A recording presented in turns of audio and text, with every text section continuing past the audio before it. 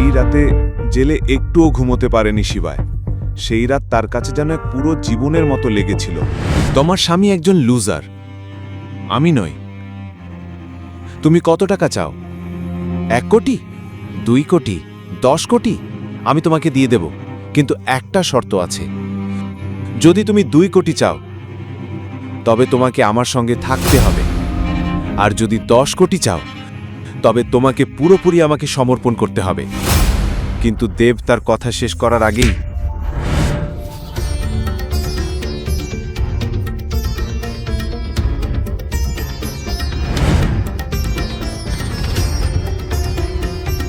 তোমরা সবাই পাগল, ওকে বের করে দাও।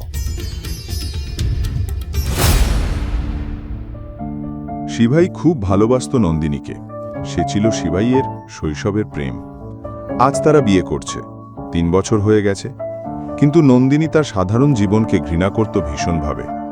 এই বিয়ে হয়েছিল তার দাদুর জোরে, তার ইচ্ছের বিরুদ্ধে। সে সবসময় একজন ধনী স্বামী চাইত। শিবাই কখনো তাকে কোনো বিলাসিতা দেয়নি, আর নন্দিনীও তাকে কিছুই দেয়নি।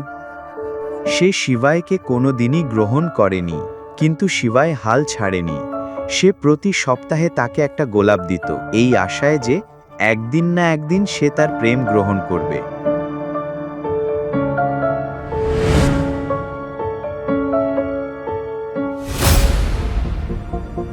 হাই নন্দিনী। ও হাই রিয়া, ওয়াও, তোমাকে তো দারুণ লাগছো। Thank you. তুমি কি গয়না পরতে ভুলে গেছো? ও সরি, তোমার স্বামী তো তোমাকে চটি পর্যন্ত কিনে দিতে পারে না, গয়না তো অনেক দূরের কথা। যাই হোক, দেখো আমার স্বামী গতকালই আমাকে 3 কোটির নেকলেস দিয়েছে। কেমন শোনাচ্ছে, তাই না? Very nice.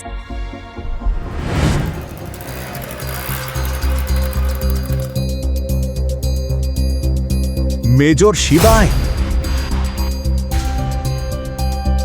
অবশেষে আমরা আপনাকে খুঁজে পেয়েছি। 3 বছর ধরে পাগলের মতো খুঁজছিলাম। আমাদের আপনার দরকার, দয়া করে ফিরে আসুন। এটাই সঠিক সময় নয়। এখন আমার কাছে সবচেয়ে জরুরি হলো আমার বিয়ে বাঁচানো। তোমরা চলে যাও।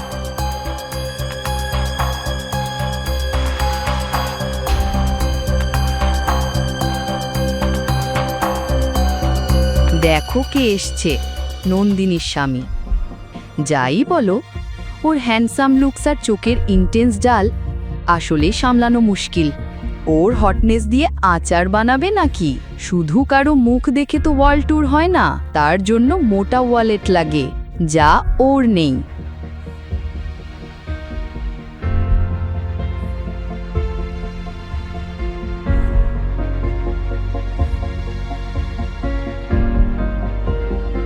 নন্দিনী,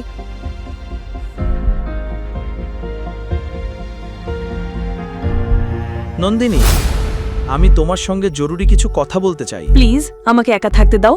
তুমি এখানে কি করছো? হ্যাঁ নন্দিনী, চলো একপাশে গিয়ে কথা বলি। আমি তোমাকে আমার সবকিছু বলতে চাই, প্লিজ আমার সঙ্গে এসো। তুমি কি বলতে চাও?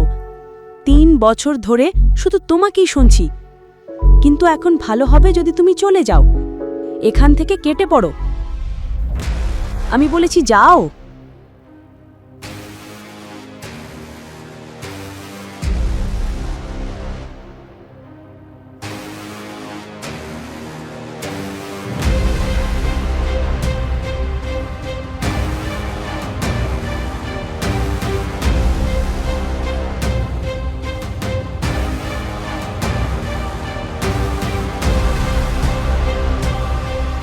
নন্দিনী,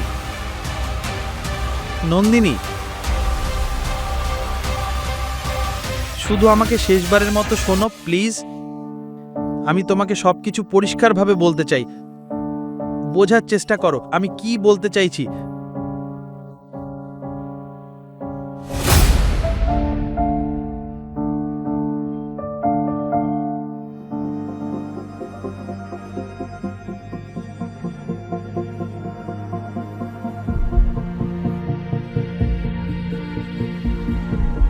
তুমি এটা দেখছো? ভালো করে দেখো, চোখ খুলে দেখো। এটাই তোমার স্ট্যাটাস। এখন মুখ তুলে এখান থেকে বেরিয়ে যাও। এ কি হইছেই চলছে? না বেবি, রিল্যাক্স। তোমার স্বামী একজন গুড ফর নাথিং, আমি নই। তুমি কত টাকা চাও? 1 কোটি, 2 কোটি, 10 কোটি? আমি দেব। কি তুমি আমাকে সাহায্য করবে? অবশ্যই, আমি তোমার বন্ধু, কিন্তু একটা শর্ত আছে। যদি তুমি 2 কোটি চাও তবে তোমাকে আমার সঙ্গে থাকতে হবে, আর যদি তুমি 10 কোটি চাও তবে তোমাকে পুরোপুরি আমাকে সমর্পণ করতে হবে। কিন্তু দেব তার কথা শেষ করার আগেই শিবাই বাধা দিল।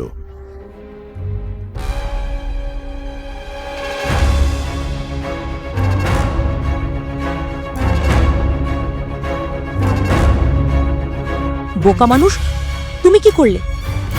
মানুষটা আমাকে সাহায্য করছিল আর তুমি ওকে এক্ষুনি সরি বলো। আমার চটি পর্যন্ত ওকে সরি বলবে না। আর তুমি আমার সঙ্গে এসো, চলো।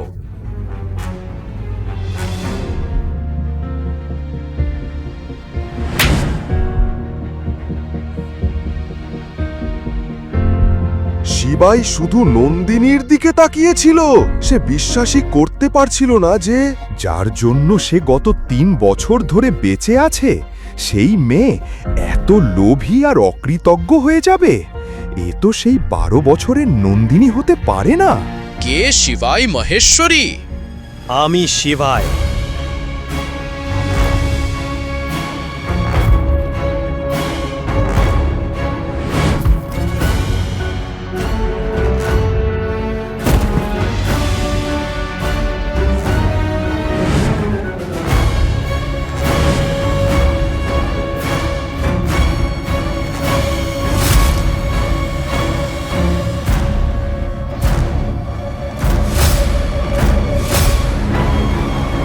মা মহাদেবের নামে শপথ করছি, আজ তোমাদের কেউই পায়ে ভর দিয়ে ফিরবে না।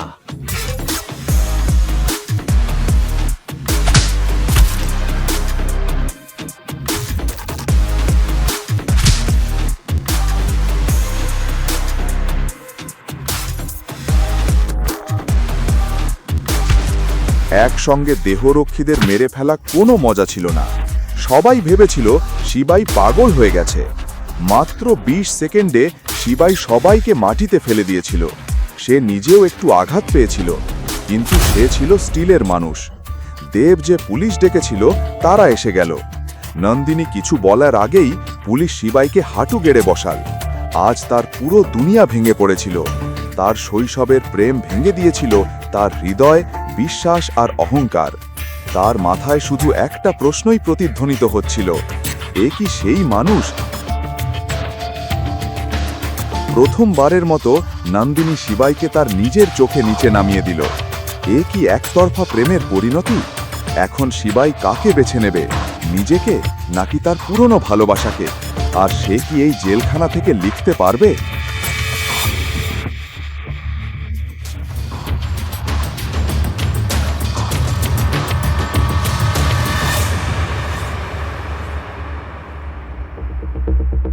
অন্যদিকে নন্দিনী মধ্যরাতে বাড়িতে পৌঁছে গেল এবং রাগে রেখাকে উদ্দেশ্য করে চিৎকার শুরু করলো। ঘরের দরজা জোরে জোরে ধাক্কা দিচ্ছিল। দরজা খোলো, আমি একটুও ঘুমোইনি আর তুমি শান্তিতে ঘুমোচ্ছ। কি হয়েছে? রাতে এত দেরি করে চিৎকার করছো কেন? তুমি তো পার্টিতে গিয়েছিলে, তাই না? কেউ কি তোমাকে আর্থিক সাহায্য করেছে? সাহায্য তো অনেক দূরের কথা। আমি একদমই খুশি নই। আমার অকেজো স্বামী সবার সামনে নাটক করলো, আর এখন কেউ আমাকে সাহায্য করছে না। নন্দিনী তার মাকে পুরো ঘটনাটা বলল, যা ক্লাবে হয়েছিল। এসব হয়েছে তোমার দাদুর জন্য। ওই তোমাকে জোর করে শিবায়ের সঙ্গে বিয়ে দিয়েছিল।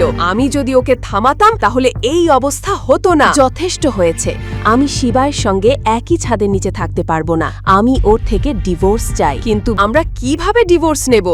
তোমার সেই বুড়ো দাদুর এগ্রিমেন্ট মনে আছে তো? সেখানে স্পষ্ট লেখা আছে, তুমি যদি শিবাইকে ডিভোর্স দাও তাহলে বাজাজ পরিবারের অর্ধেক সম্পত্তি ওকে দিতে হবে। আর ওই অকেজো শিবাই শুধু আমাদের টাকায় তার খালি পকেট ভরতে চায়।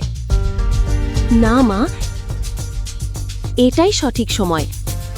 আমি জানি আমি কি করছি। শুধু আমাকে বিশ্বাস করো। এটা বলেই নন্দিনীর মুখে একেবারে ধূর্ত ভাব ফুটে উঠল। শিবাই চিন্তিত ছিল তার প্রেম নিয়ে, তার আত্মসম্মান নিয়ে। 12 বছর আগের ঘটনাটা এখনো তার মনে ঘুরছিল বারবার। নন্দিনী তার শৈশবের প্রেম হতে পারে না।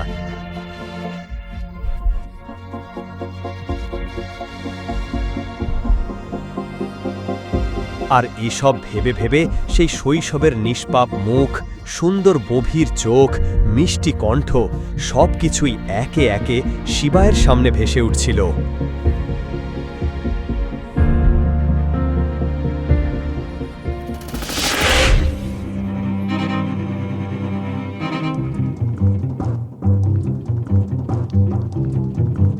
যদি নন্দিনীই আমার শৈশবের প্রেম হয়, তাহলে আমি কিভাবে ওকে ছাড়তে পারি? আমি দম বন্ধ হয়ে বেঁচে থাকতে পারবো, কিন্তু নন্দিনী ছাড়া।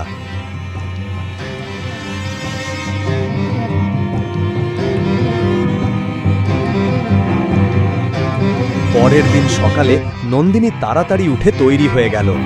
আজ সে খুশি ছিল, কারণ অবশেষে সে সুযোগ পেয়েছে এই অকেজো বিয়েটা থেকে মুক্তি পাওয়ার। সে নিশ্চয়ই ভাবছে আজ জামিন পাবে,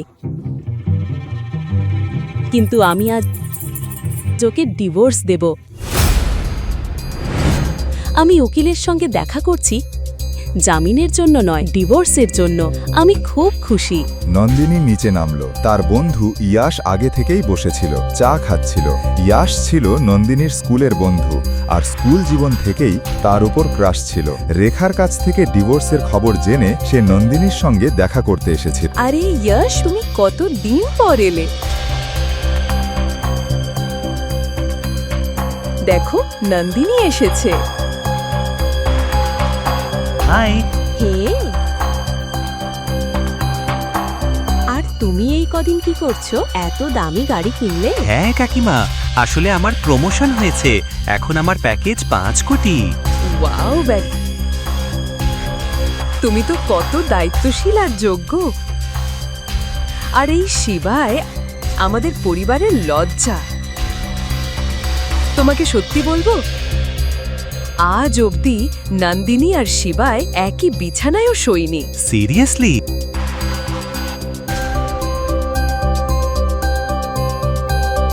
আমরা চলি তাহলে? হ্যাঁ নিশ্চয়ই। দেরি হয়ে যাচ্ছে।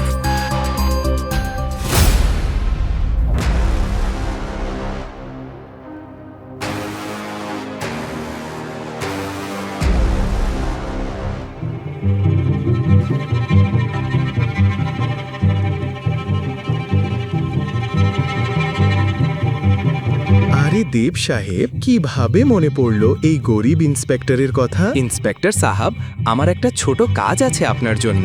নিজের অপমানের প্রতিশোধ নিতে দেব থানায় ফোন করে ইন্সপেক্টরকে ঘুষ দিল শিবাইকে 3rd ডিগ্রি টর্চার দেওয়ার জন্য।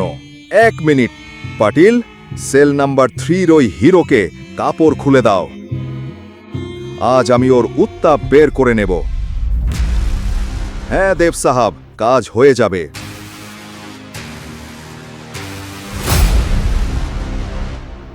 শিবাই ছিলেন শিব ভক্ত। জীবনের মোড়ে দাঁড়ালেই তিনি মহাকালকে স্মরণ করতেন। আজও চোখ বন্ধ করে এক কোণে বসে যখন ওম নম শিবায় জপ করছিলেন, তখন এক কনস্টেবল শিবায়ের কাছে এগিয়ে এলো।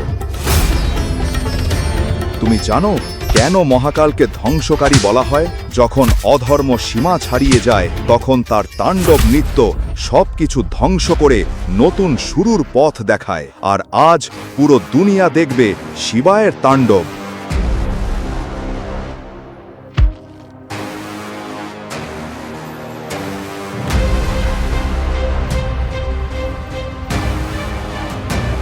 তারপর ইন্সপেক্টর আর 2 জন কনস্টেবল লাঠি দিয়ে শিবাইকে মারতে শুরু করলো।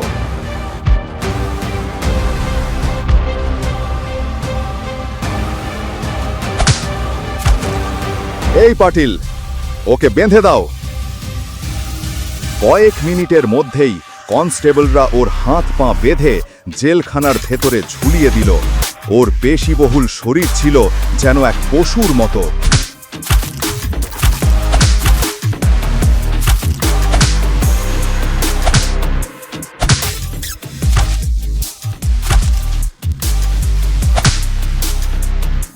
আধো আলোয় শিবায়ের শরীর থেকে রক্ত ঝরছিল, আর সামনে দাঁড়ানো ইন্সপেক্টর কোমরের বেল্ট দিয়ে মারার জন্য প্রস্তুত ছিল।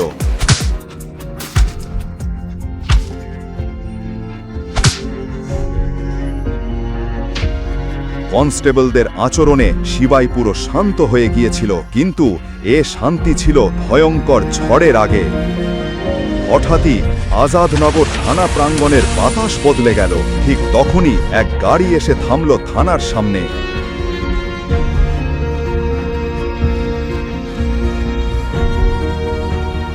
অফিসারদের একজন ক্যাপ্টেন সারতাজ ভিতরে ঢুকে শিবায়ের অবস্থা দেখে চিৎকার করে উঠল, তোমরা কি করেছো? তোমরা সবাই পাগল, ওকে বাইরে বের করো। এটা আবার কি নাটক? প্রথমে বলো আমাদের কি নাটক দেখাতে চাও? তোমরা জানোই না শিবাই মাহেশ্বরীকে? উনি সেই ত্রাণকর্তা যিনি 3 বছর আগে এই শহরকে বাঁচিয়েছিলেন। তিনি সেই যোদ্ধা যিনি একসঙ্গে 735 জন সন্ত্রাসীকে হত্যা করেছিলেন। আর উনি ভারতের সবচেয়ে বড় গোপন সংস্থার প্রধান। তিনি মেজর শিবাই। শোনো ইন্সপেক্টর, এই খবর গোপন রাখবে। এই নাম শুনেই ইন্সপেক্টরের বুক কেঁপে উঠল। গত রাত থেকে সে এমন এক উচ্চপদস্থ অফিসারকে নির্যাতন করছিল, আর এখন এর পরিণতি ভয়ঙ্কর হতে পারে। নিজের চাকরি যাওয়ার ভয় ঢুকে গেল তার মনে। অল্প সময়ের মধ্যেই জেলের তালা খোলা হলো, শিবায়ের দড়ি খোলা হলো, তাকে সম্মানের সঙ্গে বাইরে এনে বসানো হলো চেয়ারে। শিবায়ের জামা কাপড় ছিঁড়ে গিয়েছিল, মাথা থেকে পা পর্যন্ত রক্তে ভিজে গিয়েছিল। দুজন কনস্টেবল তার শরীর থেকে রক্ত পরিষ্কার করতে লাগল। 3 বছর পর সব কমান্ডোরা আজ প্রথমবার শিবাইকে দেখল। স্যার, আমরা আপনাকে কোথাও খুঁজে পাচ্ছিলাম না, আর আপনি এখানে। আমরা আপনার অবস্থার খবর কাল জেনেছি, তাই পুরো ব্যাটালিয়ন নিয়ে এসেছি আপনাকে নিতে। দুঃখিত স্যার, আমি দেরি করেছি। না ক্যাপ্টেন, তুমি ঠিক সময়ে এসেছো। আমাদের এখান থেকে এখনই বেরোতে হবে। আমাকে বাজাজ ম্যানশনে নামিয়ে দাও। এত কিছু হওয়ার পরও শিবায়ের মাথায় ছিল শুধু নন্দিনী। গত রাতে নন্দিনী যে আগুন জ্বালিয়েছিল তা এখনও তার চোখে জ্বলছিল। সেই আগুন নেভাতে হবে, আর সেটা নেভাতে হলে নন্দিনীর সঙ্গে দেখা করতেই হবে। শিবাই সবাইকে ফিরে যেতে নির্দেশ দিল। প্লাটুন, ফল ব্যাক।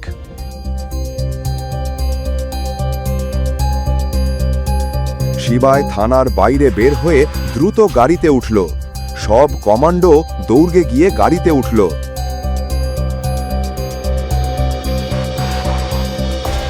শিবায়ের পাশেই বসা ক্যাপ্টেন সারতাজ জিজ্ঞাসা করল, মেজর, আপনি জেলে সারা রাত থাকলেন কেন? আমাদের ডাকেননি কেন? নিজেকে সম্মান করতে হয় তা শিখতাম কিভাবে সরতাজ? যদি ওই রাতটা না কাটাতাম তবে এখন সব ঠিক হয়ে যাবে। আর এই রাতটা আমার জীবনের স্মরণীয় হয়ে থাকবে। নন্দিনীর কাছে আর কোনো আশা ছিল না তার, কিন্তু তবুও ওর কড়া কথাগুলো মনে পড়তেই শিবায়ের শরীর শিউরে উঠছিল। আপনার সঙ্গে একটা জরুরি বিষয়ে কথা বলা দরকার। মেজর, মনে আছে তো 5 বছর আগে আমরা জেএনকের বেআইনি কার্যকলাপ নিয়ে একটা এগ্রিমেন্ট করেছিলাম, কিন্তু এখন আমরা মিশন শেষ করতে পারছি না। ওখানকার বেআইনি সংগঠনগুলো এগ্রিমেন্ট ভেঙে ফেলেছে। তারা যে কোনো সময় আমাদের আক্রমণ করতে পারে। আমাদের আপনাকে দরকার মেজর, আপনাকে এখনই ফিরতে হবে। আমি সেই দুনিয়া 3 বছর আগে ছেড়ে দিয়েছি সারতাজ। এখন আমি এক সাধারণ মানুষ।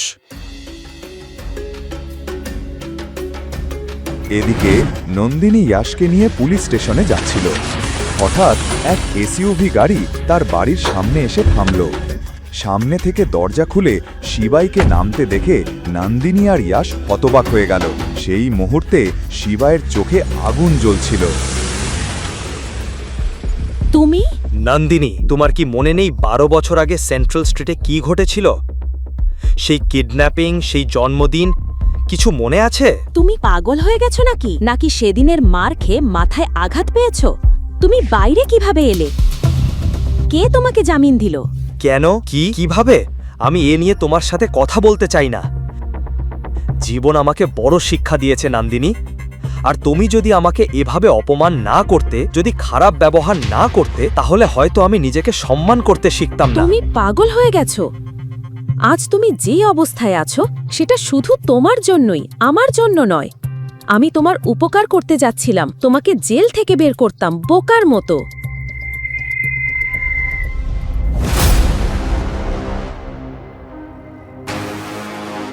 আমি তোমার থেকে ডিভোর্স চাই নন্দিনী, কারণ তুমি সেই মেয়ে নও যাকে আমি ভালোবাসতাম। বস যা বলল তা শুনে সবাই হতবাক হয়ে গেল। শিবাই ডিভোর্স চাইছে নন্দিনীকে। সে রেগে গিয়ে বলল, কি বললে তুমি? তুমি আমাকে ডিভোর্স দেবে? আমার স্ট্যাটাস তোমার থেকে বহুগুণ বেশি, বুঝেছো? তাহলে বলো তো, তুমি কিভাবে বেরিয়ে এলে? কে তোমার জামিন করলো? যারা ওকে এখানে এনেছে তারা ভালো মানুষ ছিল। ও নিশ্চয়ই তাদের পায়ে পড়েছিল, না হলে ও বের হতে পারত না। তোমাদের কোনো ধারণা নেই যে এখন আমি নিজেকে সম্মান করতে শিখেছি। আমি সেই আলোর কণা যেখানে মহাদেব থাকেন। হ্যাঁ, আর এটাও সত্যি, আমি যদি নিজেকে সম্মান না করি তাহলে দুনিয়া আমাকে কিভাবে সম্মান করবে? আমার প্রতিটি শ্বাস আমার পূজা, আর প্রতিটি পদক্ষেপ এক একটা উদাহরণ। এখন দেখো, দারুণ মজা হতে চলেছে। কে তুমি আমাকে এসব শেখানোর? গোটা ইন্দোর জানে তুমি কি করো। তোমার দুঃসাহস! এই মহাশয় নাকি এখন আমাকে সত্যি বোঝাবেন? হ্যাঁ, আমি সম্মান হারিয়েছি তোমার সামনে, তোমার পরিবারের সামনে, আর পুরো শহরের সামনে। এটা আমার ভুল ছিল, কিন্তু তুমি আমার ভালোবাসা দেখোনি নন্দিনী। আমি তোমার জন্য ছোট ছোট চেষ্টা করতাম, তুমি কিছুই দেখোনি। তুমি কি ভাবো নন্দিনী, মানুষের গালাগালি শুনতে আমি উপভোগ করি? আমি সত্যিই তোমাকে ভালোবাসতাম, কিন্তু তুমি তা দেখোনি। তুমি শুধু দেখেছো তোমার মা কি দেখিয়েছে, এই শহর কি দেখিয়েছে। তুমি কখনোই আমার ভালোবাসা বোঝোনি নন্দিনী, কখনোই না। কিন্তু মহাকালের নামে শপথ করছি, আর আমি আমার নিজের চোখে নিজেকে অপমানিত হতে চাই না। গত একদিন জেলে শিবা এতটাই কষ্ট পেয়েছিল যে তার আত্মার যন্ত্রণা শরীরের যন্ত্রণার থেকেও বেশি ছিল, কিন্তু ওই মানুষগুলো তার অবস্থার কথা একবারও ভাবেনি। আমি কোনোদিন তোমার ভালোবাসা চাইনি। প্রথম দিন থেকে আমি তোমাকে ঘৃণা করি। আমি জানি না আমার দাদু তোমার মধ্যে কি দেখেছিলেন, বিয়ে দিতে বাধ্য করেছিলেন। আর তুমি কি বললে? ছোট ছোট চেষ্টা। শেষবার তুমি আমাকে যে উপহার দিয়েছিলে সেটা ছিল নকল মুক্তার মালা। সেটা নকল ছিল। শুনছো? আমি শুধু তোমার থেকে মুক্তি চাই। মুক্তি? তুমি সেটা অবশ্যই পাবে নন্দিনী, কারণ এখন তোমার এই মানুষটা আছে। শিবায় নন্দিনীর দিকে ইশারা করে যশের দিকে তাকাল, যে তোমাকে সব কিছু দেবে যা আমি কোনো দিন দিতে পারিনি। তোমার থেকেও বেশি সুখী রাখবো। আর তুমি জানো, আমার স্ট্যান্ডার্ড অনেক উঁচু। আমি মনে করি না তোমার মতো লোকদের সাথে আমার কোনো সম্পর্ক রাখা উচিত। আগামীকাল নন্দিনীর জন্মদিন। এমন একটা বড় সারপ্রাইজ পার্টি আয়োজন করব যে সবাই তাকিয়ে থাকবে। এরপর রেখাও এসে গেল। সে নন্দিনীর হাত ধরে ভেতরে নিয়ে গেল। ভিখারিদের সাথে ঝগড়া করো না নন্দিনী, চল।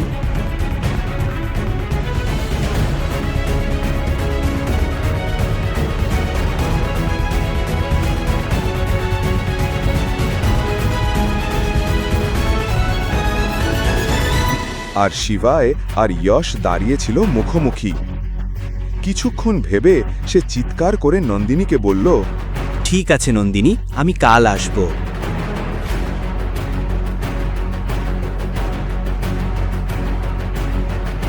ডিভোর্সের জন্য কাল প্রস্তুত থেকো, আর হ্যাঁ, তোমার খেলা যেন হাতছাড়া না হয়।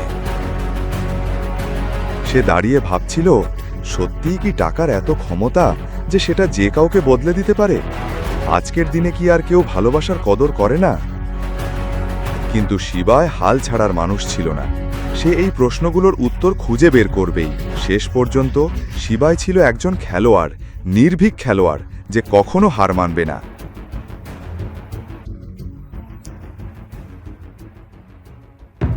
শিবায় তার স্কুটার থামাল এক ফাঁকা গলিতে। স্কুটারের ডিকি থেকে সে একটা রুবিক্স কিউব বের করল আর ঠান্ডা হাওয়া উপভোগ করতে করতে সেটা মেলাতে লাগল।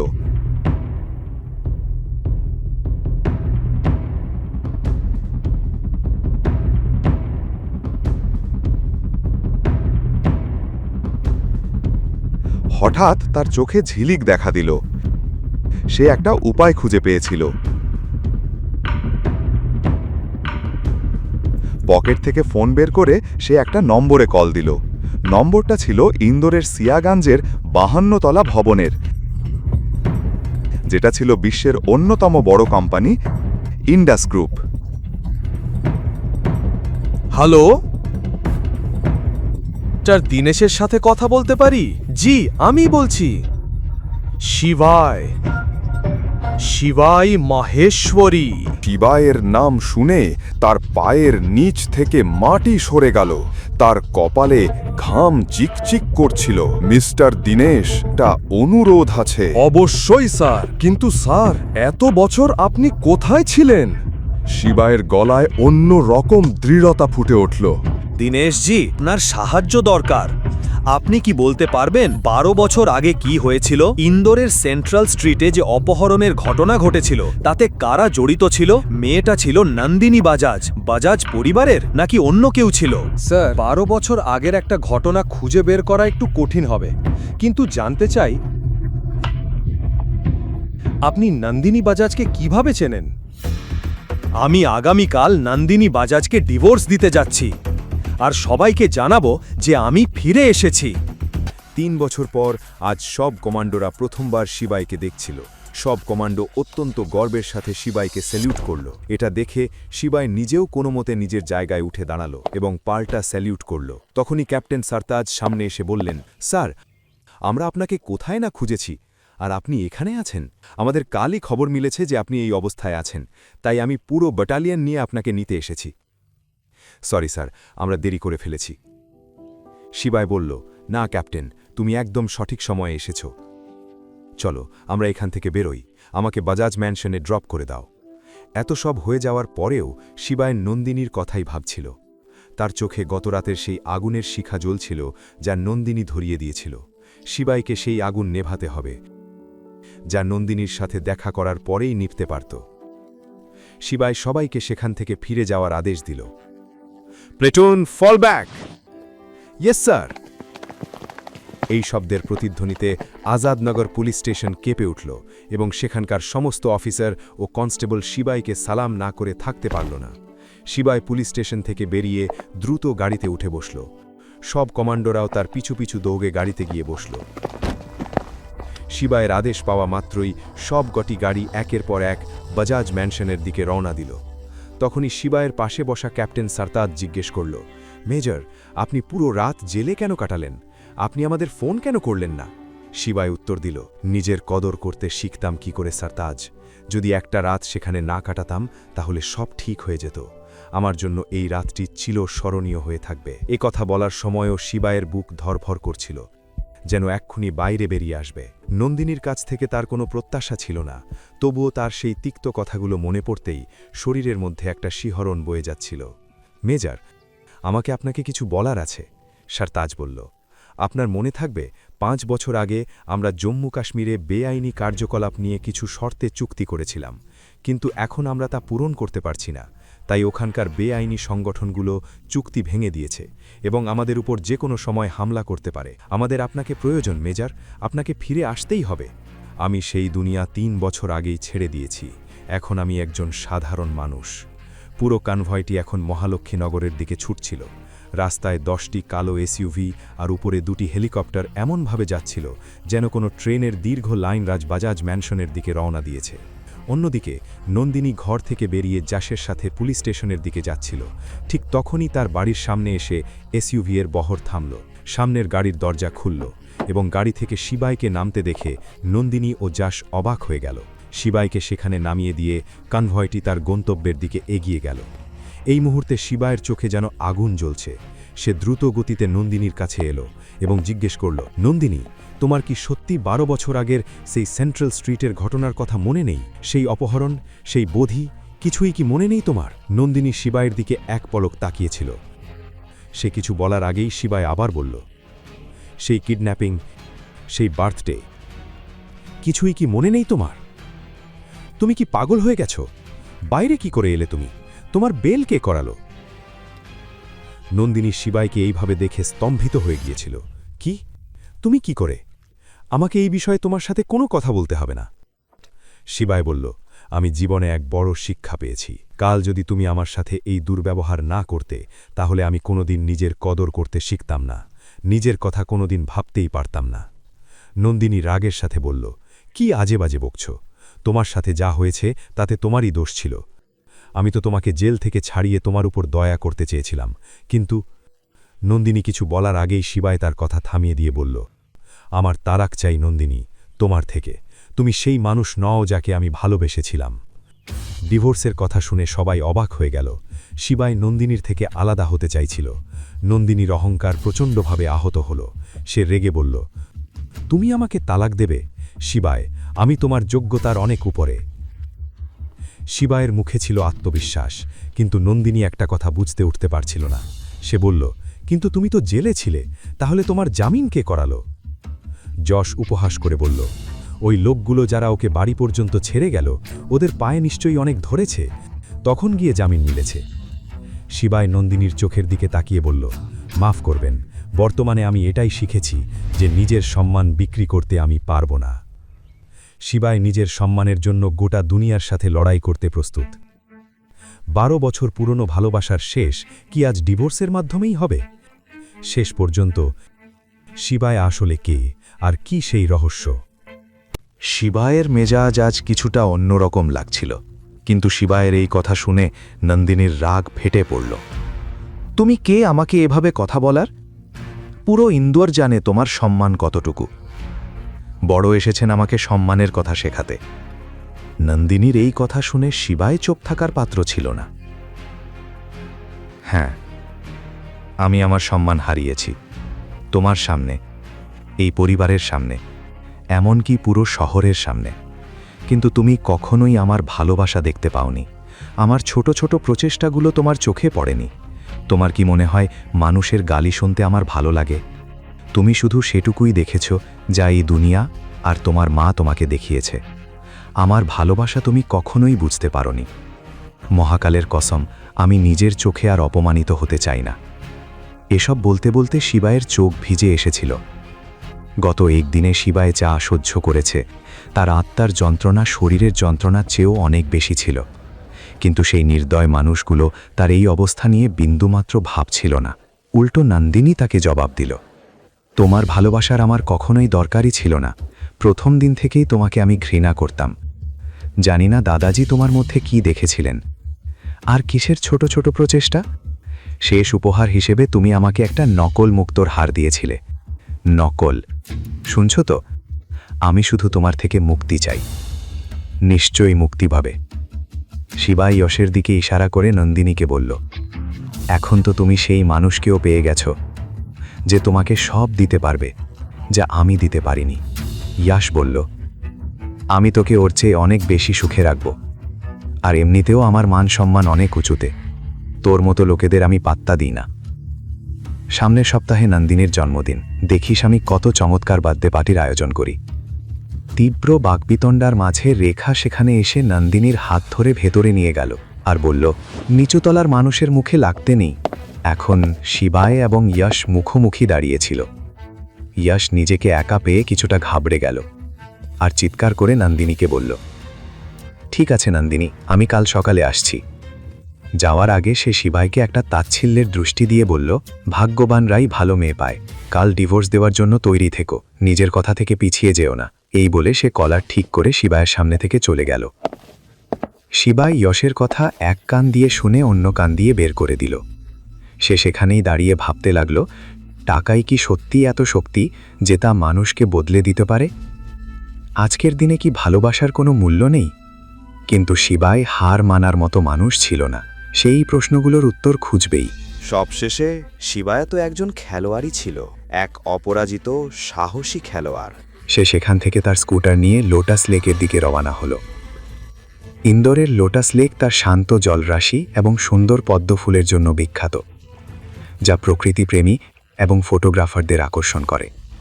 সে যখনই খুব মন খারাপ থাকে এই হ্রদে চলে আসে, কারণ ওখানকার স্থির জল তার মনকে শান্ত করে। সেখানে পৌঁছে সে তার স্কুটারের ডিকি থেকে রুবিক কিউব বের করল এবং ঠান্ডা বাতাসে তা মেলাতে শুরু করল। হঠাৎ তার চোখে এক চমক দেখা দিল। সে পথ খুঁজে পেয়েছে। এটা সেই পথ ছিল যা সে কোনো দিন মানতে রাজি ছিল না। সে সবসময় ভাবত নন্দিনী সেই মেয়ে যাকে সে 12 বছর আগে কথা দিয়েছিল, কিন্তু আজ শিবায় সেই কঠিন পথে চলতে প্রস্তুত ছিল। আর হবেই না কেন, এই 3 বছরে শুধু ভালোবাসার টানে সে অনেক অপমান সহ্য করেছে, কিন্তু আর নয়। এটা ভেবে সে রুবিক কিউব সলভ করল, গাড়ির ডিকিতে রাখল এবং পকেট থেকে ফোন বের করে কাউকে কল করল। সে ইন্দোরের সিয়াগঞ্জে একটি 52 তলা বিল্ডিংয়ে কল করেছিল। ওটা বিশ্বের অন্যতম বড় এক কোম্পানি ছিল, যার নাম ছিল ইন্ডাস গ্রুপ। এই হোল্ডিং কোম্পানির অধীনে ফার্মা, ইম্পোর্ট এক্সপোর্ট, কনস্ট্রাকশন এবং টেক্সটাইলসের মতো অনেক ব্যবসা ছিল। শিবায় বলল, আমি দীনেশ কুমারের সাথে কথা বলতে চাই। ওপাশ থেকে আওয়াজ এলো, আপনার নাম স্যার? শিবায় মাহেশ্বরী। শিবায়ের নাম শুনে ওপাশে থাকা 50 বছর বয়সী লোকটির পায়ের তলা থেকে মাটি সরে গেল। তার কপালে ঘাম জমে উঠল। তখন শিবায় ধীর গলায় বলল, দীনেশজি, আপনার কাছে একটা কাজ ছিল। ওপাশ থেকে হাঁপাতে হাঁপাতে আওয়াজ এলো, অবশ্যই স্যার, কিন্তু স্যার এতদিন আপনি কোথায় ছিলেন? শিবায়ের কণ্ঠে এখন আমূল পরিবর্তন।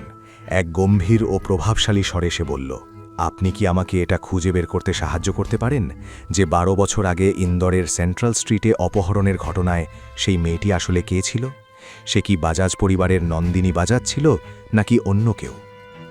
এ কথা শুনে দীনেশ অবাক হয়ে জিজ্ঞেস করল, কিন্তু স্যার 12 বছর আগের ঘটনার খোঁজ পাওয়া তো বেশ কঠিন হবে। আমি কি জানতে পারি যে আপনি নন্দিনী বাজাজকে কিভাবে চেনেন? বিন্দুমাত্র দ্বিধা না করে শিবাই উত্তর দিল, আমি এই নকল মানুষদের ডিভোর্স দিতে চলেছি। কথাটি বলার সময় শিবায়ের কাঁধ, যা এতদিন নুয়ে থাকত, তা এখন শটান হয়ে দাঁড়িয়েছে। তার কথাই ছিল অগাধ আত্মবিশ্বাস। সে আরও যোগ করল, আমি আমার পুরনো জীবনে ফিরে আসছি, আর হ্যাঁ, সবাইকে জানিয়ে দাও যে আমি ফিরে এসেছি। এ কথা শুনে দীনেশ হতভম্ব হয়ে গেল। কলটি কেটে যাওয়ার পর দীনেশ এক দীর্ঘশ্বাস নিল। শিবায়ের সাথে কথা বলে তার আনন্দ যেন দ্বিগুণ হয়ে গিয়েছিল। সে দ্রুত ফোন তুলে তার সেক্রেটারিকে বলল, কোম্পানির সব ডিরেক্টরদের খবর দাও, আমরা একটা বোর্ড মিটিং করতে যাচ্ছি। সবাইকে বলো আমাদের বস ফিরে এসেছেন। আমেরিকা, অস্ট্রেলিয়া, ইউরোপ এবং দক্ষিণ এশিয়ার সমস্ত কোম্পানির ডিরেক্টরদের জানানো হলো যে ইন্ডাস গ্রুপের মালিক এবং কোম্পানির চেয়ারম্যান মিস্টার শিবাই মাহেশ্বরী ফিরে এসেছেন। অন্যদিকে কল শেষ করে শিবাই মনে মনে ভাবতে লাগল, নন্দিনী, আমি সত্যিই তোমাকে রানীর মতো করে রাখতাম যদি তুমি আমার পুরো কথাটা শুনতে। মহাকালের কসম, তোমার ধারণা নেই তুমি কি হারিয়েছ। খেলা তো এবার শুরু হলো, দেখো আগে আগে কি হয়। ততক্ষণে বিশ্বের প্রতিটি প্রান্তে থাকা ইন্ডাস গ্রুপের লোকেদের কাছে মেসেজ পৌঁছাতে শুরু করেছে। তারা যে যেখানেই থাকুক বা তাদের পরিচয় যাই হোক না কেন, সবার ফোনে একটি মেসেজ এলো, message from Indus group, Shibai Maheshwari is black. খবরটি দেখে সবাই এতটাই উৎসাহিত হয়ে পড়ল যা ভাষায় প্রকাশ করা অসম্ভব। কেউ তাকে দেখুক বা না দেখুক, একটা বিষয় পরিষ্কার ছিল যে শিবাই সবার অত্যন্ত প্রিয় ছিল। ঠিক তখনই দীনেশের রুমে তার সেক্রেটারি প্রবেশ করল। তাকে দেখে দীনেশ রেগে গিয়ে বলল, তুমি কি দেখতে পাচ্ছি না আমি ব্যস্ত? নক করে আসা উচিত ছিল তোমার, এটা একদম ঠিক নয়। দীনেশের রাগ দেখে সেক্রেটারি ঘাবড়ে গিয়ে বলল, স্যার, বাজাজ ফ্যামিলির পক্ষ থেকে একটা ইনভিটেশন ছিল, তাই ভাবলাম জানিয়ে দিই। ঠিক আছে, আমি পরে আসছি। বাজাজ ফ্যামিলির নাম শুনতেই দীনেশ সজাগ হয়ে উঠল। কি বললে, বাজাজ ফ্যামিলি? সেক্রেটারিও অবাক হয়ে বলল, জি হ্যাঁ, নন্দিনী বাজাজের বার্থডে ইনভিটেশন, তবে আমি মানা করে দিচ্ছি। এ কথা শুনে দীনেশ চেয়ার ছেড়ে উঠে দাঁড়াল। একদম না, এক কাজ করো, ইনভিটেশনের উত্তর দাও যে আমরা ওই অনুষ্ঠানে যোগ দেব, আর একটা দারুণ গিফটের ব্যবস্থাও করো। যাওয়ার সময় সেক্রেটারি দীনেশকে জিজ্ঞেস করেই ফেলল, স্যার, সত্যি কি শিবাই স্যার ফিরে এসেছেন? হ্যাঁ, দীনেশের উত্তর শুনে সেক্রেটারি চমকে উঠল। সে শিবাইকে কখনো দেখেনি, কিন্তু তার সম্পর্কে অনেক গল্প শুনেছিল। সে মনে মনে খুব খুশি হল যে এবার সে শিবাইকে দেখার সুযোগ পাবে। দীনেশ তাকে ধমক দিয়ে বলল, এখন দাঁড়িয়ে দাঁড়িয়ে কি আমার মুখ দেখবি? কিছু কাজও কর। সে কিছু না বলে সেখান থেকে চলে গেল। সেক্রেটারি চলে যেতেই হন্তদন্ত হয়ে ভেতরে ঢুকল দেব। কি ব্যাপার, আজ অফিসে এত হাঙ্গামা কেন? দেব সেই ছেলেটি যে রিউনিয়ন পার্টিতে নন্দিনীকে কুপ্রস্তাব দিয়েছিল, আর দীনেশ ছিল দেবের কাকা, যে কথা শিবাই জানত না। দেবের অবস্থা দেখে দীনেশ জিজ্ঞেস করল, তোর মাথায় চোট লাগলো কি করে? কি হয়েছে? দেব জানত তার কাকা এই প্রশ্ন অবশ্যই করবে। সে একটু অভিনয় করে বলল, কিছু না কাকা, গত রাতে রিউনিয়ন পার্টিতে একটু ঝগড়া হয়েছিল। এ কথা শুনে দীনেশের মেজাজ বদলে গেল। সে গর্জে উঠে বলল, কি? কে করেছে এটা? নাম বল তার। ইন্দোর শহরে কার এত সাহস হলো যে তোর গায়ে হাত তোলে? দেব সত্যিটা বলতে চেয়েও বলতে পারল না। একজন অকর্মণ্য স্বামীর কাছে মার খেয়েছে, এটা বলা তার সম্মানে লাগত। তাই সে আমতা আমতা করে বলল, একটা ছেলে আর তার কিছু বন্ধু ছিল, একা হলে ওকে দেখে নিতাম। দীনেশ বুঝতে পারল দেব কিছু লুকাচ্ছে। দেব ইতস্তত করে বলল, কাকা, আপনার ফোনে তো এমন কিছু লোকের নম্বর আছে যারা আমার জন্য ওর পা ভেঙে দিতে পারে। আমি কি তাদের সাথে কথা বলে কাজটা করিয়ে নিতে পারি? দেবের কথা শুনে দীনেশ মৃদু স্বরে তাকে বোঝালো, তুই আমার ছেলের মতো, তাই বলছি এখন সময় ভালো নয়। যদি কিছু ওলটপালট হয়ে যায় তবে হিতে বিপরীত হতে পারে। এ কথা শুনে দেব নিজের কথার ওপর আরও জোর দিয়ে বলল, চাচা, বেশি কিছু নয়, শুধু ওর হাত পা ভেঙে দেব। চাচা প্লিজ। দীনেশ এবার আর মানা করতে পারল না। পকেট থেকে ফোন বের করে তাকে দিতে গিয়েও হঠাৎ হাত পিছিয়ে নিল। নাম কি? ওর নাম কি? নাম তো জানি না, তবে আমার ক্লাসমেটের স্বামী। সাধারণ মানুষ, আহামরি কিছু নয়, দেব জানালো। সন্তুষ্ট হয়ে দীনেশ তাকে ফোনটা দিয়ে দিল। আর একটা শেষ কথা, যদি কোনো বড় কাণ্ড ঘটে যায় তবে আমার চেয়ে খারাপ আর কেউ হবে না। মনে রাখিস, তখন আমি তোর কোনো চাচা নই। দেব বিষয়টি বোঝার নাটক করল এবং দ্রুত সেখান থেকে বেরিয়ে গেল। ঘর থেকে বেরোতেই দেবের চোখ রাগে লাল হয়ে উঠল। সে মনে মনে ভাবল, হাত পা কার ভাঙতে হবে, আমার তো ওর লাশ চাই। এই ভেবে দেব দীনেশের ফোন থেকে কল করল। হ্যালো, আমার ওর লাশ চাই, বদলে 20 লাখ টাকা তোমাদের। দেব ফোন কেটে দীনেশকে ফেরত দিল এবং খুশি মনে সেখান থেকে চলে গেল। পুলিশের হাত থেকে তো বেঁচে গেলি, এবার হেডশট থেকে বেঁচে দেখা। ও জানতও না ও কার সাথে পাল্লা দিচ্ছে। নিজের কর্মফল সম্পর্কে অজ্ঞাত দেব হাসি মুখে সেখান থেকে বিদায় নিল। অন্যদিকে অনেক দূরে গোয়ালিয়রের রাজপ্রাসাদে হঠাৎ কাঠের পুরনো দরজাগুলো জোরে জোরে কাঁপতে লাগলো, আর সেখানকার নির্জন করিডরে কারো আগমনের শব্দ অনুভূত হতে লাগলো। আজ পূর্ণিমার রাত ছিল। আকাশের গোল চাঁদ রাজপ্রাসাদের ওপর তার জ্যোৎস্না ছড়িয়ে দিচ্ছিল। দেয়ালের ফাটল দিয়ে হাওয়া শীষের মতো শব্দ করে বয়ে যাচ্ছিল এবং দূর থেকে নেকড়েদের কান্নার ভয়ঙ্কর আওয়াজ আসছিল। সেখানকার 2 কেয়ারটেকার, ভোলা আর কিষান, হাতে লণ্ঠন নিয়ে কাঁপতে কাঁপতে দাঁড়িয়েছিল। সেই ভয়াবহ পরিবেশ অনুভব করে ভোলা তোতলাতে তোতলাতে বলল, বিপদ, আজ আবার সেই রাত এসেছে। আকাশে তো পূর্ণ চাঁদ উঠেছে। হ্যাঁ, বাইরে জ্যোৎস্না ছড়িয়ে আছে ঠিকই, কিন্তু ভেতরে সেই অন্ধকারের শয়তান, রাজপ্রাসাদের অভিশপ্ত শয়তান। কিষানের কথা শেষ হওয়ার আগেই দরজাগুলো আরও জোরে আছড়াতে লাগলো। মনে হচ্ছিল কেউ যেন দরজা ভেঙে এখনই বাইরে বেরিয়ে আসবে। কিষানের চোখে জল এসে গিয়েছিল। কাঁপানো গলায় সে বলল, কবে? আমাদের রক্ষাকর্তা কবে আসবে? আমাদের শিবায় বিনাশক, হে মহাকালের দয়া করো।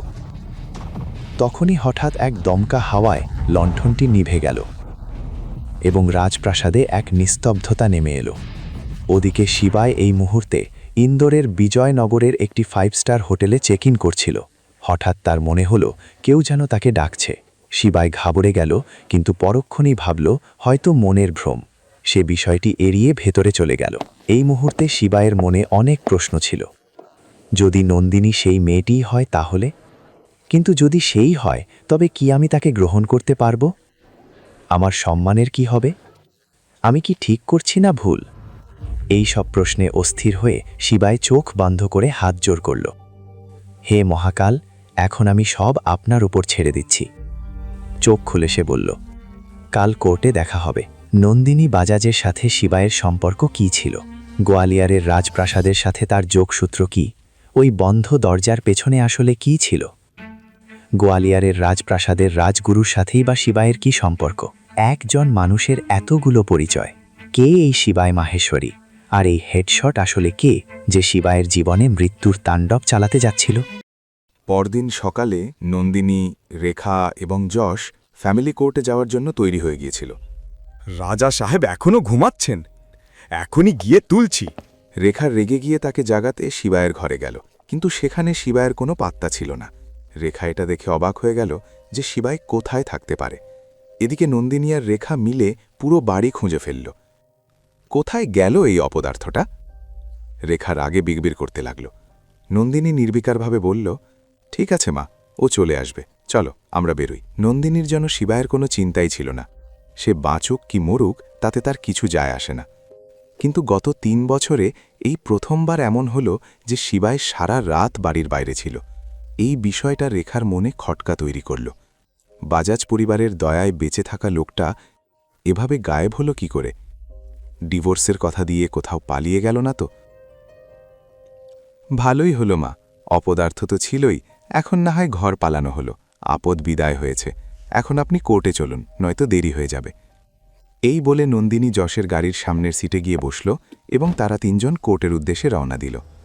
অন্যদিকে সরস্বতী নদীর ঘাটে শিবায় প্রাতস্নান সেরে মহাকালের মন্দিরে পূজা দিচ্ছিল। সেই জায়গার পরিবেশ ছিল অদ্ভুত সুন্দর। ঢোল আর নাকারার শব্দে বাতাসে এক অন্যরকম শক্তি খেলা করছিল। ভক্তদের মাঝে দাঁড়িয়ে আরতির থালা হাতে নিয়ে শিবায় মন্ত্র জপ করে মহাকালের আরাধনা করছিল এবং তার নতুন জীবন শুরুর জন্য প্রার্থনা করছিল। সে মনে মনে বলল, মহাকাল, আমাকে সবার সাথে লড়াই করার শক্তি দিন। পূজা শেষ করে সে শান্ত মনে প্রণাম জানাল। তারপর নিজের সাধারণ পোশাক পরে স্কুটারে করে সেখান থেকে বেরিয়ে গেল। আজ তার মুখে এক দীপ্তি ছিল, সম্ভবত সে এবার পৃথিবীকে কিছু একটা প্রমাণ করতে যাচ্ছিল। এদিকে বাজাজ পরিবার এবং যশ কোর্টে পৌঁছে শিবায়ের জন্য অপেক্ষা করছিল। নন্দিনী তার উকিলের সাথে কথা বলতে গেলে রেখা পাশে দাঁড়িয়ে থাকা যশের কাছে তার মনের কথাটি জানতে চাইল। আমার মেয়েকে সুখে রাখতে পারবে তো? যশ উত্তর দিল, নিজের চেয়েও বেশি। আর তাছাড়া আমার কোম্পানি ইন্ডাস গ্রুপের সাথে একটা বড় বিজনেস ডিল করতে যাচ্ছে। চিন্তা করবেন না, এই ডিলটা হয়ে গেলেই আপনার মেয়ে লাখ কোটি টাকায় খেলবে। যশের কথা শুনে রেখার চোখ চকচক করে উঠল। সে মজা করে বলল, বাবা, আমারও তো খেলতে ইচ্ছে করে, কিন্তু এই বয়সে কোটি টাকার বোঝা বইতে পারব না। লাখ টাকা পেলেই মনকে বুঝিয়ে নেব। যশ হাসি মুখে আশ্বস্ত করল যে তার মেয়ে যখন তার হবে তখন সব কিছুই তাদের হবে। রেখা এবার নিশ্চিন্ত হল যে তার ভবিষ্যৎ সুরক্ষিত। অন্যদিকে শিবায় তার কথা মতো কোর্টে পৌঁছাল এবং সোজা নন্দিনীর কাছে গেল। কিন্তু এই মুহূর্তে তার মনে একটাই প্রশ্ন ঘুরপাক খাচ্ছিল। 12 বছর আগেই যাকে সে মৃত্যুর মুখ থেকে টেনে বের করেছিল, সে কি এই নন্দিনী নাকি অন্য কেউ? শিবায় গম্ভীর গলায় নন্দিনীর চোখের দিকে তাকিয়ে বলল, আজ শেষবারের মতো জিজ্ঞেস করছি নন্দিনী, 12 বছর আগে সেই রাতে যা ঘটেছিল, তোমার কি কিছুই মনে নেই? নন্দিনীর রাগ এবার চরমে উঠল। সে চিৎকার করে বলল, তুমি আর তোমার এই 12 বছর, শুনতে শুনতে আমার কান পচে গেছে। নিজের এই পুরনো ফালতু কথা দিয়ে আমাকে বিরক্ত করা বন্ধ করো আর ভেতরে গিয়ে চুপচাপ ডিভোর্স পেপারে সই করো। নন্দিনী শিবায়কে অর্ডার দিল। ভেতরে গিয়ে নন্দিনী এত দ্রুত সই করল যেন সে বছরের পর বছর ধরে এই দিনটার জন্যই অপেক্ষা করছিল। যশ খোঁচা দিয়ে বলল, এই ভিখারির থেকে ডিভোর্স নিয়ে তুমি খুব ভালো করেছ। রেখাও মুখ বাঁকিয়ে বলল, আমাদের দয়ায় খেয়ে পড়ে বেঁচে থাকা লোকটা, এবার তোর কি হবে? যশ হাসলেও শিবায় কিন্তু রাগ করল না, বরং তার মুখে ছিল এক শান্ত হাসি। শিবায় সই করা মাত্রই বাজাজ পরিবার আর যশ সেখান থেকে চলে গেল। তারা আর এক মুহূর্তের জন্য শিবাইয়ের মুখ দেখতে চাইছিল না। শিবাই যখন কোর্টের সিঁড়ি দিয়ে নিচে নামছে, ঠিক তখনই কোর্টের বাইরে 20টি বিলাসবহুল গাড়ি এসে থামল। সব গাড়ির দরজা একসাথে খুলল এবং দেখতে দেখতে দেহরক্ষীদের এক বিশাল বাহিনী সেখানে জমা হলো। এই সময় একটি কালো গাড়ির দরজা খুলল, যেখান থেকে 70 বছর বয়সী এক বৃদ্ধ মাথায় রাজকীয় পাগড়ি বেঁধে বাইরে বেরোলেন। শিবাইকে সামনে দেখে তিনি খুশিতে আত্মহারা হয়ে পড়লেন এবং দৌড়ে গিয়ে শিবাইকে জড়িয়ে ধরলেন। রাজপ্রাসাদ তোমার অপেক্ষায় আছে। একজন রাজা ছাড়া প্রাসাদ অসম্পূর্ণ। আমার এই বৃদ্ধ কাঁধ এখন আর দায়িত্বের বোঝা বইতে পারবে না। শিবাই রাজগুরুকে দেখে খুব খুশি হল এবং তার পা ছুঁয়ে প্রণাম করল।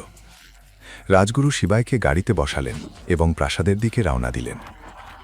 কনভয় এগোতেই একটি গাড়ি যা আগে থেকেই কোর্টে মজুদ ছিল তাদের পিছু নিতে শুরু করল। শিবাই মনে একরাশ রহস্য নিয়ে তার পুরনো পৃথিবীতে ফিরে যাচ্ছিল। তার কনভয় ইন্দোর শহর ছাড়িয়ে অনেক দূর এগিয়ে গিয়েছিল। ঠিক তখনই ফোন বেজে উঠল। কলটি ছিল ইন্ডাস গ্রুপের দীনেশ সিংয়ের। ফোনে কথা যত এগোতে লাগল, শিবাইয়ের মুখের অভিব্যক্তিও পাল্টাতে শুরু করল। আমাকে দ্রুত ইন্ডাস টাওয়ারে নিয়ে চলো, জলদি। ফোন কেটেই শিবাই ড্রাইভারকে বলল। এ কথা শুনে রাজগুরুও চিন্তিত হয়ে পড়লেন। কি হলো? তুমি তো আমাদের সাথে গোয়ালিয়র আসছিলে। আমার সেখানে যাওয়া খুব জরুরি। আপনি যান, এই কাজ শেষ করে আমি চলে আসব। রাজগুরু একথা শুনে খুশি ছিলেন না, কিন্তু শিবাই যখন একবার বলে দিয়েছে তো দিয়েছে। এরপর কনভয় ইন্ডাস গ্রুপের বিল্ডিংয়ের সামনে থামল এবং শিবাই দৌড়ে ভেতরে চলে গেল। অন্যদিকে আগের দিন সন্ধ্যায় শহরের মাঝখানে একটি গোপন ক্লাবের বেসমেন্টে, যেখানে সব ধরনের অবৈধ কাজ হতো, সেখানে একটি জাঁকজমকপূর্ণ মিটিং রাখা হয়েছিল। সেই ঘরে বিলিয়নেয়ার, মিলিয়নেয়ার, খুনি, শার্পশুটার এবং আন্ডারওয়ার্ল্ডের নতুন যোগ দেওয়া লোকে ভর্তি ছিল। আজ থেকে ইস্ট সিটির অংশ হোক বা ওয়েস্ট স্ট্রিট কিংবা সার্রাফা মার্কেট, সবাইকে একটি নাম মনে রাখতে হবে, আর সেটি হলো মেজর শিবা। এখন যখন মেজর ফিরে আসছেন, তখন আমাদের সমস্ত ভেদাভেদ ভুলে তাকে স্বাগত জানাতে হবে। আমাদের ভুলে গেলে চলবে না যে তিনি আমাদের জন্য কি করেছিলেন। এই ঘোষণাটি করেছিলেন একজন প্রৌঢ় ব্যক্তি, যিনি তাদের সবার প্রধান বা সুপ্রিম ছিলেন। একটি বড় ঘরের ঠিক মাঝখানে বিশাল কনফারেন্স টেবিল রাখা ছিল। ঘরের শেষ প্রান্তে একটি বার ছিল, যেখানে সাদা গোফওয়ালা একজন লোক বসেছিল। সমস্ত ভাড়াটে খুনিরা কনফারেন্স টেবিলটিকে ঘিরেছিল এবং তাদের সবার শরীরে ট্যাটু ও আঘাতের চিহ্ন ছিল। মিটিং পুরো দমে চলছিল। টেবিল চাপড়ে সবাই এই কথাকে সমর্থন করল। পেছনে দাঁড়িয়ে থাকা দুই নতুন খুনি ডাগা এবং তেজা কিছুটা বিভ্রান্ত ছিল। ইনি কে, যার সম্পর্কে এত কথা হচ্ছে? ডাগা জিজ্ঞেস করলে তেজা বলল, আমি মোটেও জানি না। তারা দুজন বুঝতে পারছিল না এই মেজর আসলে কে। ওই দেখ, ওখানে হেডশট বসে ওকে জিজ্ঞেস করছি। বারে বসে থাকা হেডশট আন্ডারওয়ার্ল্ডের পুরনো খেলোয়াড় ছিল, তাই তারা তার কাছে গিয়ে জিজ্ঞাসা করাটাই ঠিক মনে করল। হেডশট তার সাদা গোফে তা দিচ্ছিল। তার মুখে একটি বড় কাটার দাগ ছিল এবং চোখগুলো ছিল বড় বড়। শুধু উচ্চতাটাই যা কম ছিল, কিন্তু সে কথা বলতো অনেক বড় বড়। আর হবেও না কেন? রাজস্থানের জয়সালমীরের মাটিতে জন্ম হলেও মনে প্রাণে সে ছিল ইন্দোরী। ডাগা এবং তেজা তার কাছে আসতেই সে তাদের দিকে একদৃষ্টে তাকিয়ে রইল। হেডশট, তুমি তো আমাদের চেয়ে অনেক পুরনো। তুমি কি জানো এই মেজর আসলে কে? তেজা কৌতূহল নিয়ে জিজ্ঞেস করল। হেডশট এদিক ওদিক দেখল, হাসল এবং নিচু স্বরে বলল, মা কসম, স্বপ্নেও ভাবিনি। কিন্তু এখানকার অবস্থা সত্যিই খুব খারাপ। তোমরা মেজর শিবাকে চেনো না, আর আমার সামনে দাঁড়িয়ে কথা বলার সাহস দেখাচ্ছ? না না, তোমরা নাবালক। আমি সত্যিই বলছি, এই মিটিং যদি না চলতো, তবে আমি তোমাদের দুজনকে মাটির তলায় পুঁতে দিতাম। এখন বলো তো, তোমরা কি জানো 5 বছর আগে কি হয়েছিল? হেডশটের কথা শুনে ডাগা আর তেজা অবাক হয়ে গেল। এটাই তো আমরা জানতে চাই। হেডশট তাদের দুজনের দিকে তাকিয়ে বলল, আমার মনে আছে 5 বছর আগে আন্ডারওয়ার্ল্ডে এক পাগলাটে ভূতের প্রবেশ ঘটেছিল। সে ছিল দিল্লির খুব খাতারনাক লোক। সে যাকে খুশি মেরে ফেলত, টুকরো করে কাটত, এমনকি পুড়িয়েও দিত। আমার মনে আছে তার একটাই স্বপ্ন ছিল, পুরো ভারতের আন্ডারওয়ার্ল্ডে রাজ করা। কিন্তু বলে না, প্রতিটি গল্পে ভিলেনকে মারার জন্য হিরোর আসা তো জরুরি। আর আমাদের গল্পের হিরো হল মেজর শিবা। এ কথা শুনে ডাগা এবং তেজা পুরোপুরি স্তব্ধ হয়ে গেল। যখন মেজর এলেন তখন তিনি সেই ঘোস্টের অবস্থা খারাপ করে দিয়েছিলেন। রাতারাতি তিনি তার তৈরি আন্ডারওয়ার্ল্ডের সাম্রাজ্য তছনছ করে দিয়েছিলেন। আমার আজও মনে আছে তার গলার সেই রুদ্রাক্ষের মালা। হেডশট যেভাবে গল্প বলছিল তা শুনে তেজার চোখ বিস্ময়ে বড় বড় হয়ে যাচ্ছিল। তারপর কি হলো? তেজা উৎসুক হয়ে জিজ্ঞেস করল। হেডশট বলতে থাকল, তিনি সবাইকে ছত্রভঙ্গ করে দিয়েছিলেন। মা কাসাম, সত্যি বলছি, নিজের চোখে তাকে 735 জন পেশাদার খুনিকে মারতে দেখেছি, একা, কোনো অস্ত্র ছাড়া, শুধু নিজের হাত দিয়ে। গল্প শোনাতে শোনাতে হেডশটের মুখের ভাব বদলে যাচ্ছিল। বন্ধুর পাল্লায় পড়ে আমিও অনেক নির্দোষ মানুষের প্রাণ নিয়েছিলাম। ব্যাস, তারপর আর কি, মেজর আমাকে এত মেরেছিলেন আর চিহ্ন হিসেবে মুখে এই কাটা দাগটা দিয়ে দিলেন। ব্যাস, সেদিন থেকেই আমি ওনার ভক্ত হয়ে গেলাম। উনি মহাকালের রূপ। আমাদের মতো খারাপ লোকেদের সাথেও উনি এত ভালো করেছেন। এই দাগটা আজও আমাকে ওনার কথা মনে করিয়ে দেয়। এ কথা শুনে ডাগা আর তেজার চোখ কপালে উঠল। তাদের যেন বিশ্বাসই হচ্ছিল না। ডাগা বলল, মিথ্যেবাদী, তুমি যা খুশি বলবে আর আমরা বিশ্বাস করে নেব। হেডশট শুধু ওদের দিকে তাকিয়ে মুচকি হাসল। তেজা জিজ্ঞাসা করল, তুমি কি কখনো ওনাকে দেখেছ? হেডশট তার পানীয়র গ্লাস শেষ করে বলল, বেটা, সিংহের গর্জনই তার পরিচয় দেওয়ার জন্য যথেষ্ট। মুখ দেখিনি তো কি হয়েছে, অনুভব তো করেছি। সেই খুটখুটে অন্ধকার রাতে একলা সিংহ সব শিয়ালের পালের ওপর ভারী পড়েছিল। তখনই হেডশটের ফোন বেজে উঠল। নাম দেখে সে কল রিসিভ করল। জি হুজুর, ফরমাইশ করুন, কি সেবা করতে পারি? কিন্তু ফোনের ওপার থেকে আওয়াজ শুনে তার মুখের ভাব বদলে গেল। আমি বলছি, দীনেশের ভাইপো। এই কথা শুনে সে নিচু স্বরে বলল, মা কসম ছোট মালিক, আপনার গলা তো অবিকন বড় মালিকের মতো। বলুন কি কাজ? ফোন থেকে আওয়াজ এলো, একজনকে এনকাউন্টার করতে হবে। হেডশট দেবের কথা শুনে বলল, মাফ করবেন, কিন্তু আমি আপনার কোনো কাজ নিতে পারব না। দেব হতাশ হল। সে যে কোনো মূল্যে কাজটা করাতে চেয়েছিল। সে বলল, 5 লাখেও করবে না? হেডশট হাসল, মা কসম, কথা টাকার নয়, এখন সময় ঠিক নেই, কিছু নিয়ম আছে যা আমাকে মেনে চলতে হয়। কিন্তু দেব নাছোড়বান্ধা। 10 লাখেও না? শুনে হেডশটের মনেও লোভ জাগল। আপনি বোঝার চেষ্টা করুন। দেব টাকার অঙ্ক আরও বাড়িয়ে দিল। 20 লাখেও হবে না? এবার হেডশটের সুর বদলে গেল। মা কসম, আমি তো নিজেকেও গুলি মেরে দেব। একটু ঠিকানাটা বলুন আর ওর ফটো পাঠিয়ে দিন। দেবও খুশি হয়ে সব জানালো। শিবাই নাম ওর, বাজাজ পরিবারের জামাই।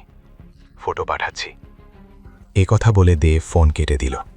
অন্যদিকে ইন্ডাস টাওয়ারের মিটিং রুমে শিবায়ের ভেতরের আগ্নেয়গিরি ফেটে পড়ার অপেক্ষায় ছিল। সে গ্লাসটা হাতে নিল। তার চোখের রাগের শিখা আরও তীব্র হল। গ্লাসের ওপর তার হাতের মুঠি শক্ত হল। আঙ্গুলের চাপে মনে হচ্ছিল যেন কাঁচও ভয় পেয়ে গেছে। গ্লাসটা সোজোরে গিয়ে মিটিং রুমের বড় টিভি স্ক্রিনে লাগল। মুহূর্তের মধ্যে স্ক্রিন জুড়ে ফাটল ধরে গেল।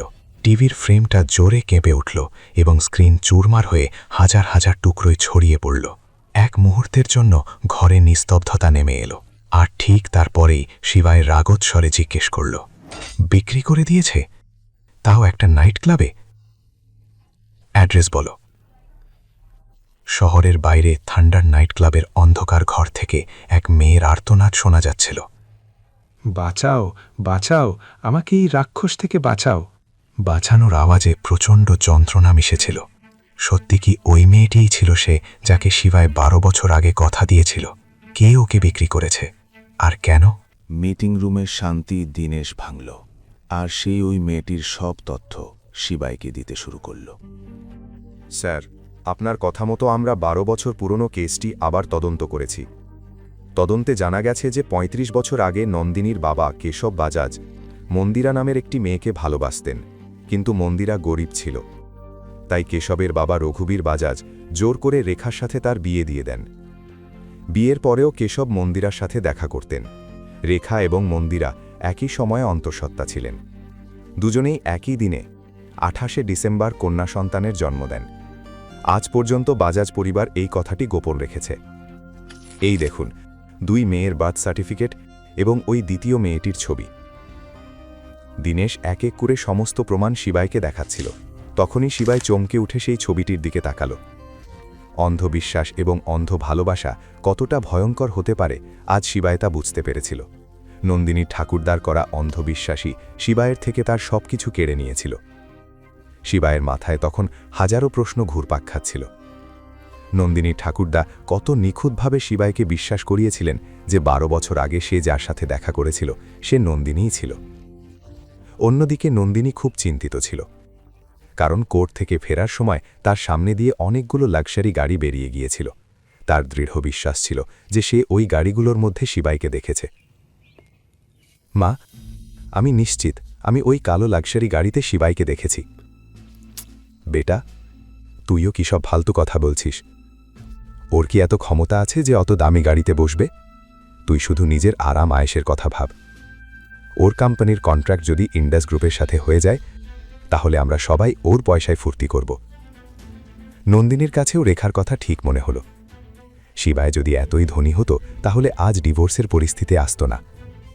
সে নিজের মন ঠিক করে ঘরে বিশ্রাম নিতে চলে গেল। যদিও নন্দিনীর বিয়ে যশের সাথে হওয়ার কথা ছিল, কিন্তু যদি সে এর চেয়ে ভালো কোনো অপশন পেয়ে যায় তবে হয়তো সে যশকেও ছেড়ে দেবে, কারণ নন্দিনীর কাছে শুধু টাকারই গুরুত্ব ছিল। শিবাই ছবিটি দেখা মাত্রই চমকে উঠে সেটি শক্ত করে ধরল, যেন বহু বছর ধরে ঘুরে বেড়ানো তার আত্মা হঠাৎ কোনো ঠিকানা খুঁজে পেয়েছে। তার চোখ ছবির ওপর আটকে ছিল আর বুকটা ধড়ফড় করছিল। এ তো সেই মেয়েটি যাকে সে একসময় নিজের সবকিছু মনে করত। তার গলায় হালকা কম্পন ছিল যখন সে জিজ্ঞাসা করল, এই মেয়েটি সেদিন আমার সাথে ছিল, এর নাম কি? এ কি বাজাজ পরিবারের অবৈধ সন্তান? আর 2 বোন দেখতে এত একরকম কেন? শিবায়ের হৃৎস্পন্দন আরও বেড়ে গিয়েছিল। দীনেশ গম্ভীর কণ্ঠে উত্তর দিল, হ্যাঁ স্যার, এ তাদের অবৈধ সন্তান, অবন্তিকা। একে জন্ম দেওয়ার পরেই মন্দিরাজির মৃত্যু হয়। আর নন্দিনীর সাথে আপনার বিয়ের আগেই ঠাকুরদা অবন্তিকাকে এক হোস্টেলে পাঠিয়ে দিয়েছিলেন, যাতে সে কখনো আপনার সামনে না আসে। আপনি 12 বছর আগে চাইল্ড ট্রাফিকিংয়ের সময় অবন্তিকার সাথে দেখা করেছিলেন, নন্দিনীর সাথে নয়। 12 বছর! এটা শোনা মাত্রই শিবায়ের অতীত তার চোখের সামনে ভেসে উঠল। সেই রাত যখন সে অবন্তিকাকে গুন্ডাদের হাত থেকে বাঁচিয়েছিল, সেই মুহূর্ত যখন সে তার নিষ্পাপ চোখের মধ্যে নিজের ভবিষ্যৎ দেখে নিয়েছিল, সেই প্রথম দেখায় প্রেম যা দুজনেরই হয়েছিল। যদি আমি জানতাম যে সেই মেয়েটি যাকে আমি নিজের প্রাণের চেয়ে বেশি ভালোবেসেছি তাকে আমার থেকে এত বছর দূরে রাখা হয়েছিল, তাহলে মহাকালের কসম আমি সব সীমা পার করে দিতাম। শিবাই দীর্ঘশ্বাস ফেলে নিজের কণ্ঠস্বর সামলে বলল, আমি ওকে কথা দিয়েছিলাম যে ও যখন 20 বছরের হবে আমি ওকে বিয়ে করব। শিবাইয়ের কানে এখনও অবন্তিকার সেই কথাগুলো প্রতিধ্বনিত হচ্ছিল। আজ তোমার জন্য আমার জীবন বেঁচে গেল। এখন থেকে আমি মহাদেবের কাছে রোজ প্রার্থনা করব যাতে তুমি তাড়াতাড়ি আমাকে নিতে আসো। নিজের ভাবনা থেকে বেরিয়ে এসে শিবাই দীনেশকে জিজ্ঞাসা করল, এখন অবন্তিকা কোথায়? আমি শুধু এটুকুই জানি যে আজ দুপুরের পর থেকে অবন্তিকা নিখোঁজ। তাকে কোথাও বিক্রি করে দেওয়া হয়েছে, যেমনটা ছোটবেলায় হয়েছিল। তবে তার লোকেশনের আপডেট কিছুক্ষণের মধ্যেই চলে আসা উচিত। এ কথা শুনে শিবায়ের রক্ত টকপক করে ফুটছিল। তখনই দীনেশের সেক্রেটারি দরজা লক করল। May I come in sir? Come in. Sir, আপনি মিস্টার ইয়াশ শতাবতকে কন্ট্রাক্ট সাইন করার জন্য ডেকেছিলেন। তিনি বাইরে আপনার জন্য অপেক্ষা করছেন। কি বলবো তাকে? দীনেশ এক মুহূর্ত সময় নষ্ট না করে বলল, টেল হিম টু ওয়েট। শিবাই সেই সেক্রেটারির কথা শুনে চমকে উঠল। সে সঙ্গে সঙ্গে আন্দাজ করে নিল যে এ সেই ইয়াশ, নন্দিনীর বয়ফ্রেন্ড। কিন্তু এই মুহূর্তে শিবাইয়ের কাছে একমাত্র অবন্তিকাই গুরুত্বপূর্ণ ছিল। মনে হচ্ছিল যেন এই সব কিছু তার বিরুদ্ধে বাজাজ পরিবারের কোনো এক সুপরিকল্পিত ষড়যন্ত্র। কিন্তু শিবাই এখন লোকেশন জানার জন্য আর অপেক্ষা করতে পারছিল না। তার বুক কাঁপছিল অবন্তিকার সঙ্গে খারাপ কিছু না ঘটে যায়। ঠিক তখনই দীনেশের ফোন বেজে উঠল। কল রিসিভ করতেই দীনেশ হন্তদন্ত হয়ে জিজ্ঞেস করল, কিছু কি জানা গেল? কিন্তু ওপাশ থেকে যে উত্তর এলো তা শুনেই দীনেশের পায়ের তলা থেকে মাটি সরে গেল। দীনেশের প্রতিক্রিয়া দেখে শিবাই অস্থির হয়ে পড়ল। কি হয়েছে অবন্তিকার, বলো। দীনেশ কাঁপতে কাঁপতে বলল, স্যার, অনেক বড় গণ্ডগোল হয়ে গেছে। রেখা অবন্তিকাকে 20 কোটিতে থান্ডার নাইট ক্লাবে ভিকি নামের এক লোকের কাছে বিক্রি করে দিয়েছে। শিবাই ভিকির নাম আগে শুনেছিল। সে ছিল এক চরম জঘন্য লোক, তার চরিত্র ছিল কুৎসিত। মেয়েদের নিজের টাকা আর ক্ষমতা দিয়ে কেনা তার শখ ছিল। সে মেয়েদের কেবল এক টুকরো পণ্য মনে করত, তাদের অসহায়ত্বের সুযোগ নিয়ে সে তাদের শিকার বানাত। মদ, জুয়া আর কালো কারবারে ভিকির নাম সবসময় জড়িয়ে থাকত, কিন্তু তার প্রভাব এত ওপর মহল পর্যন্ত ছিল যে আজ পর্যন্ত কেউ তাকে স্পর্শ করতে পারেনি। অন্যদিকে অবন্তিকার সামনে বসে থাকা ভিকি তাকে এক ক্ষুধার্ত কুকুরের মতো দেখছিল। অবন্তিকা ওখানকার পরিবেশ বুঝে গিয়েছিল, তাই সে দ্রুত সেখান থেকে বের হতে চাইছিল। কিন্তু ভিকির উদ্দেশ্য ছিল অন্য কিছু। অবন্তিকা ভিকিকে কিছু বলার আগেই ভিকির ফোন বেজে উঠল। হ্যাঁ, ও এসে গেছে, আমার সামনেই বসে আছে। আমার একদম আশা ছিল না যে তুমি এমন সুন্দরী কাউকে আমার কাছে পাঠাবে। যাই হোক, রাখছি, কাল বাড়ি এসে টাকা নিয়ে যেও। ওপাশে একথা শুনে রেখা হাসল। দেখো, আমি পুলিশের কোনো ঝামেলা চাই না। তোমার ডিল, তোমার দায়িত্ব। ফোন রেখে রেখা স্বস্তির নিঃশ্বাস ফেলে বলল, এখন থেকে এই মেয়ের না কোনো নাম থাকবে, না কোনো পরিচয়। ভিকির কথা শুনে অবন্তিকা ভয় পেয়ে গেল। ভিকি কাকে টাকা দেওয়ার কথা বলছিল? সে ভয়ে নজর এড়িয়ে নিজের পোশাক ঠিক করতে লাগল। ভিকি বলল, অবন্তিকা, এত দূরে কেন? আমার পাশে এসে বসো। ডিল সাইন করতে হবে তো, তাই না? এ কথা শোনা মাত্রই অবন্তিকার শরীরে এক হিম শীতল স্রোত বয়ে গেল। ভিকির উদ্দেশ্য এখন তার কাছে পুরোপুরি পরিষ্কার। অবন্তিকা আজ আবার এক চরম বিপদে ফেসে গিয়েছিল। হঠাৎ তার মাথায় ছোটবেলার সব স্মৃতি ভিড় করে এলো। কিভাবে রেখা তাকে মারধর করত এবং ঘরের সব কাজ করাত। সে পড়াশোনায় নন্দিনীর চেয়ে অনেক ভালো ছিল, তাই রেখা তাকে গ্র্যাজুয়েশনও শেষ করতে দেয়নি। অবন্তিকা নন্দিনীর চেয়ে বেশি সুন্দরী ছিল, তাই নন্দিনীও তাকে হিংসে করত এবং প্রায়ই কোনো না কোনো ক্ষতি করে তার দোষ অবন্তিকার উপর চাপিয়ে দিত। অবন্তিকা প্রতিটি দিন লাঞ্ছনা আর যন্ত্রণার মধ্য দিয়ে কাটিয়েছে, কেবল এই আশায় যে 12 বছর আগের সেই ছেলেটি একদিন আসবে এবং তাকে নিজের সাথে নিয়ে যাবে। কিন্তু আফসোস, সে কখনো আসেনি। আজ অবন্তিকা মনে মনে ঠিক করে নিয়েছিল যে তার সাথে যদি খারাপ কিছু হয় তবে সে নিজের প্রাণ দিয়ে দেবে। এই ধরনের জীবন সে আর বাঁচতে পারছিল না। অবন্তিকাকে ভিকির কাছে বিক্রি করে দেওয়া হয়েছে। শোনা মাত্রই শিবায়ের চোখে যেন আগ্নেয়গিরি জ্বলে উঠল। রাগে তার চোখ রক্তবর্ণ হয়ে গিয়েছিল, যেন পুরো দুনিয়া জ্বালিয়ে দেবে। তার পুরো শরীর কাঁপছিল। আমাকে এই মুহূর্তেই থান্ডার নাইট ক্লাব যেতে হবে। তাড়াতাড়ি গাড়ি বের করো, ফাস্ট। আর একটা কথা, আজ এখানে যা কথা হয়েছে তা যেন গোপন থাকে। যতক্ষণ না অবন্তিকাকে খুঁজে পাচ্ছি, আমি চাই না কেউ আমার আসল পরিচয় জানুক। দীনেশ উত্তর দিল, চিন্তা করবেন না স্যার, আমরা খেয়াল রাখব। শিবায় দ্রুত লিফটের দিকে এগিয়ে গেল, কিন্তু প্রতিটি সেকেন্ড তার কাছে কয়েক ঘন্টার মতো মনে হচ্ছিল। তার শ্বাসকষ্ট হচ্ছিল। অবন্তিকা, আমি আসছি, আরেকটু অপেক্ষা করো। নিজের উপর নিয়ন্ত্রণ হারিও না, সে বিড়বিড় করে নিজের মনেই কথা বলছিল।